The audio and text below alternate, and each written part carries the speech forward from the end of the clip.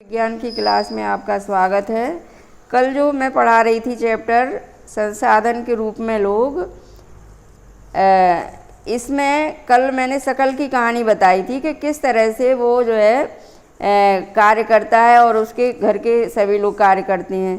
तो वो पढ़ने के बाद पढ़ता है मेहनत से और काम करता है तो वो कितना मतलब उसे काम बढ़िया से मिल जाता है। अब आज दूसरी कहानी बिलास की कहानी समझते हैं। बिलास 11 वर्ष का एक लड़का था और वह शकल के ही गांव में रहता था।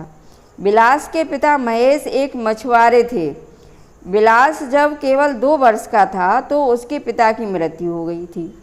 उसकी माँ गीता ने मछलियाँ बेचकर अपने परिवार को पाला पोसा। वह जमींदार के तालाब से मछलियाँ खरीदती और निकट की मंडी में बेचती थी। वह मछलियाँ बेचकर एक दिन में केवल 150 रुपये कमा पाती थी।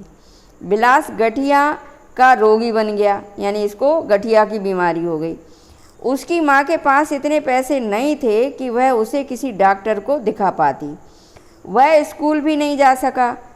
उसकी पढ़ने में रुचि नहीं थी। वह खाना पकाने में अपनी माँ की मदद करता और अपने छोटे भाई मोहन की भी देखभाल करता। कुछ समय पश्चात उसकी माँ बीमार पड़ गई तथा उसको उनकी देखभाल करने वाला कोई नहीं था। परिवार में उनकी सहायता करने वाला भी कोई नहीं था। बिलास भी उसी गांव में मछलियां बेचने के लिए बाध्य हो गया क्योंकि उसकी माँ बीमार पड़ गई थी, इसलिए माँ का काम इसे करना पड़ा। अपनी माँ की तरह वह भी कम ही कमा पाता था।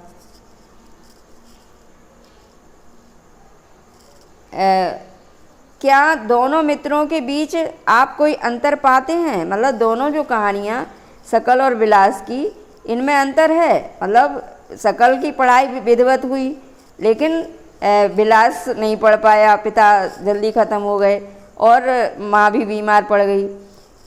पास के किसी गांव या झुग्गी इलाके में जाएं और अपनी उम्र के किसी लड़के या लड़की का अध्ययन करें जो बिलास या शकल जैसी परिस्थितियों का सामना कर रहे हों। इन दोनों व्यक्तियों के अध्ययनों में हमने देखा कि शकल स्कूल जाता था जबकि बिलास स्कूल नहीं गया। शकल शारीरिक रूप से हृष्ट पुष्ट और स्वस्थ था, यानी शरीर से मजबूत था, स्वस्थ था। उसे बार बार डॉक्टर के पास जाने की आवश्यकता नहीं पड़ती थी, जबकि बिलास गठिया का रोगी था और उसके यहाँ डॉक्टर के पास जाने के साधन नहीं थे। शकल ने कंप्यूटर में डिग्री प्राप्त की थी। शकल को एक प्राइवेट फर्म में नौकरी मिल गई। बिलास वही काम करता रहा जो उसकी माँ करती थी, यानी मछलियाँ पकड़कर बेचने का। अपनी माँ की तरह परिवार को पालने पोसने के लिए उसकी आय भी बहुत कम थी। शकल के मामले में कई वर्षों की शिक्षा ने उसके श्रम की गुणवत्ता बढ़ाई। चूँकि वो पढ़ा लिखा था तो उसकी गुणवत्ता और बढ़ गई। इससे उसकी कुल उत्पादकता में वृद्धि हुई, यानी जो वो उत्पादन कर रहा था उसमें वृद्धि हुई। कुल उत्पादकता देश की समृद्धि में योगदान देती है। इसके बदले में व्यक्ति को वेतन के रूप में या फिर उसके पसंद किसी दूसरे रूप में प्रतिफल मिलता है। यानी व्यक्ति काम करता है तो या तो वेतन के रूप में पैसा मिलता है या कोई दूसरी चीज़ मिलती है वेतन के रूप में। बिलास को उसके जीवन के आरंभिक भाग में कोई शिक्षा या स्वास्थ्य सेवा नहीं मिल सकी। वह अपनी माँ की भांति मछलियाँ बेचकर अपना जीवन यापन करता, इसीलिए वह अपनी माँ की ही तरह अकुशल श्रमिक का वेतन पाता था।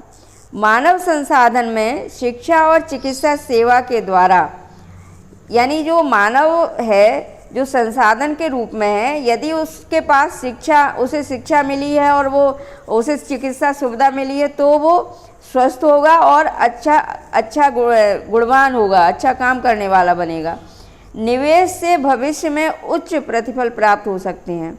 लोगों में यह निवेश भूमि और पूंजी में निवेश की ही तरह है, यानी लोगों को अच्छा बनाना। जैसे लोग पूंजी बढ़ाते हैं, भूमि खरीदते हैं, इसी तरह से मनुष्य को भी अच्छा बनाना है। किस तरह से? शिक्षा दे करके और उसके स्वास्थ्य को अच्छा रख करके। वो भी एक निवेश है। तो वो गुणवान होकर के अच्छी इनकम वाला व्यक्ति बन सकता है, अच्छा कमाने वाला व्यक्ति बन सकता है। एक बच्चा भी जिसकी शिक्षा और स्वास्थ्य पर निवेश किया गया है भविष्य में उच्च आय वाला बनेगा, यानी अच्छी आमदनी वाला, अच्छा कमाई करने वाला, और समाज को वृद्ध योगदान के रूप में अधिक प्रतिफल दे सकता है। यानी वो इस तरह से समाज को अधिक विकसित बना सकता है खुद कुशल बन करके। यह देखा जाता है कि शिक्षित माँ बाप अपने बच्चों को शिक्षा पर अधिक निवेश करते हैं। वो हर स्थिति में अपने बच्चों को पढ़ाने की कोशिश करते हैं जिससे भविष्य में वो किसी योग्य बन सके। ऐसा इसलिए होता है क्योंकि उन्होंने स्वयं भी शिक्षा के महत्व को अनुभव किया होता है। वे उचित पोषण और स्वच्छता के प्रति भी सचेत रहते हैं कि बच्चे का पोषण सही हो, कुपोषण के शिकार ना हो बच्चे, और इसी प्रकार वे अपने इस बच्चों की स्कूली शिक्षा और अच्छे स्वास्थ्य की आवश्यकताओं का भी ध्यान रखते हैं। और इस तरह इस मामले में एक अच्छा चक्र बन जाता है। इसके विपरीत, यानी एक तो अच्छा बना देना, किसी को इंसान बना देना, इसके विपरीत स्वयं भी अशिक्षित और अस्वस्थता तथा सुविधा वंचित स्थिति में, यदि मतलब ऐसा परिवार है जो स्वयं भी अशिक्षित है और स्वस्थ भी नहीं है, सुविधाएं भी नहीं हैं जिनके यहाँ, ऐसी स्थिति में रहने वाले माँ बाप एक दुष्चक्र सृजित कर लेते हैं। मतलब एक उनका जो चक्र है वो दुष्चक्र जैसा बन जाता है और अपने बच्चों को अपनी ही तरह सुविधाओं से वंचित स्थिति में वो रखे रहते हैं। जापान जैसे देशों ने मानव संसाधन पर निवेश किया है, यानी उनके यहाँ वैसे संसाधन की कमी है लेकिन उन्होंने मानवीय संसाधन पर इतना निवेश किया है कि मनुष्य में के अंदर काफ़ी कुशलता, योग्यता है वहाँ के लोगों के अंदर, तो उसका उन्हें बहुत फ़ायदा मिला है। उनके पास कोई प्राकृतिक संसाधन नहीं था। यह विकसित धनी देश है। वे अपने देश के लिए आवश्यक प्राकृतिक संसाधनों का आयात करते हैं, यानी दूसरे देशों से खरीदते हैं। वे कैसे धनी और विकसित बने? क्योंकि उन्होंने मानवीय संसाधन, अच्छा मानवीय संसाधन तैयार किया और दूसरे देशों से संसाधन या प्राकृतिक संसाधन खरीद करके उनसे अपने देश को विकसित बनाया। उन्होंने लोगों में विशेष रूप से शिक्षा और स्वास्थ्य के क्षेत्र में निवेश किया। उन लोगों ने भूमि और पूंजी जैसे अन्य संसाधनों का कुशल उपयोग किया है, यानी मानवीय संसाधन की कुशलता के माध्यम से उन्होंने भूमि और पूंजी और संसाधनों का कुशल उपयोग किया है। और इन लोगों ने जो कुशलता और प्रौद्योगिकी विकसित की, उसी से ये देश धनी और विकसित बना। पुरुषों और महिलाओं के आर्थिक क्रियाकलाप समझें आप।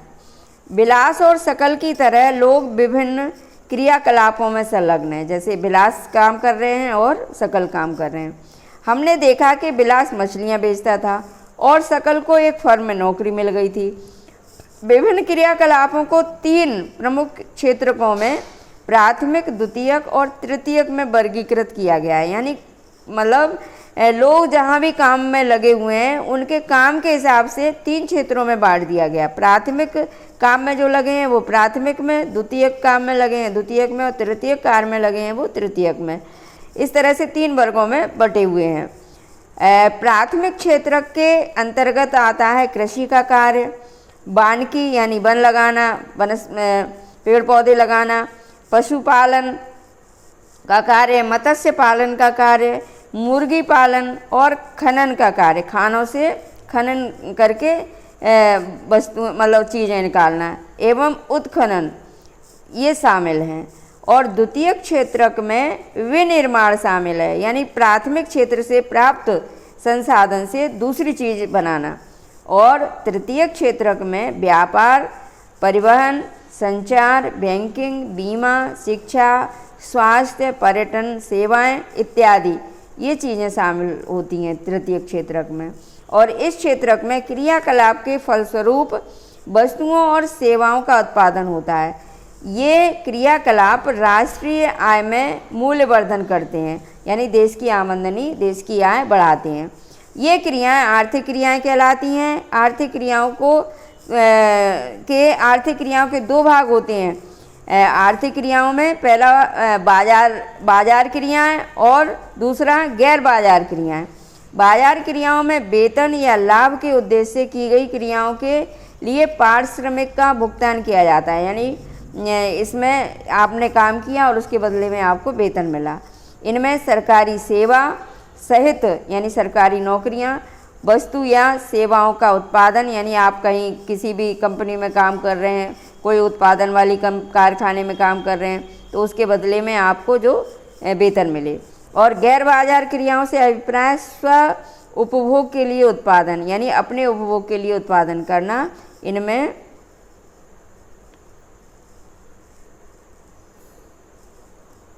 प्राथमिक उत्पादों का उपभोग और प्रसंस्करण तथा अचल संपत्तियों का स्वलेखा उत्पादन आता है।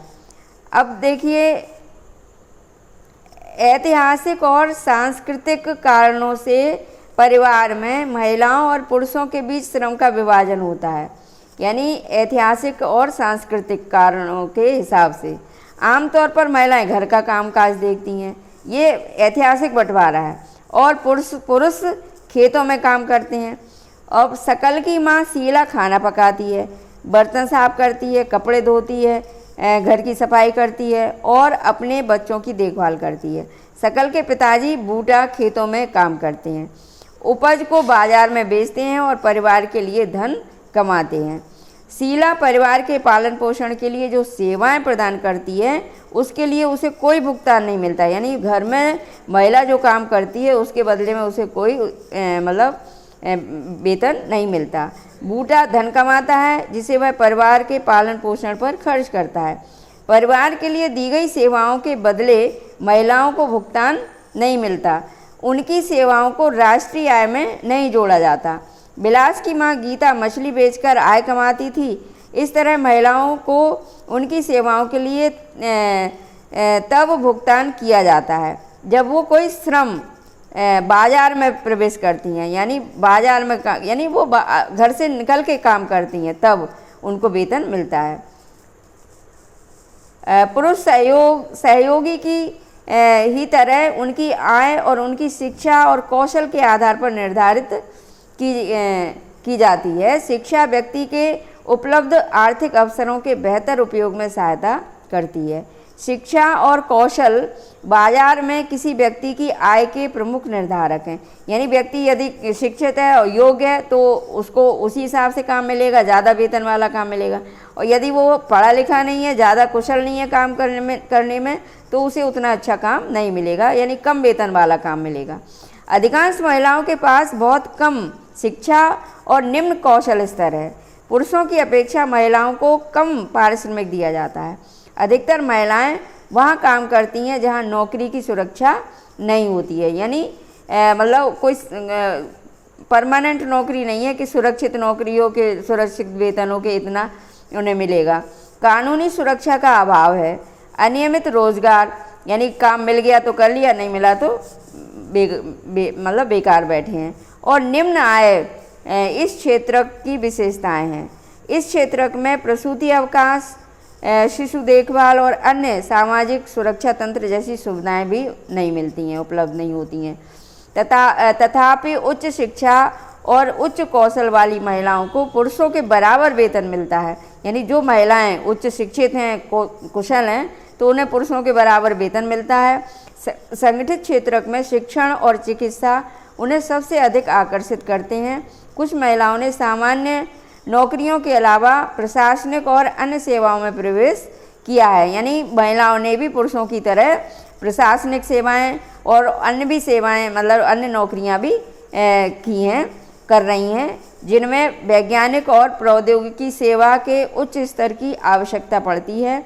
अपनी बहन या साथ पढ़ रही किसी सहपाठी से पूछें कि वह क्या बनना चाहती है। बच्चों, आज की क्लास यहीं समाप्त होती है। धन्यवाद।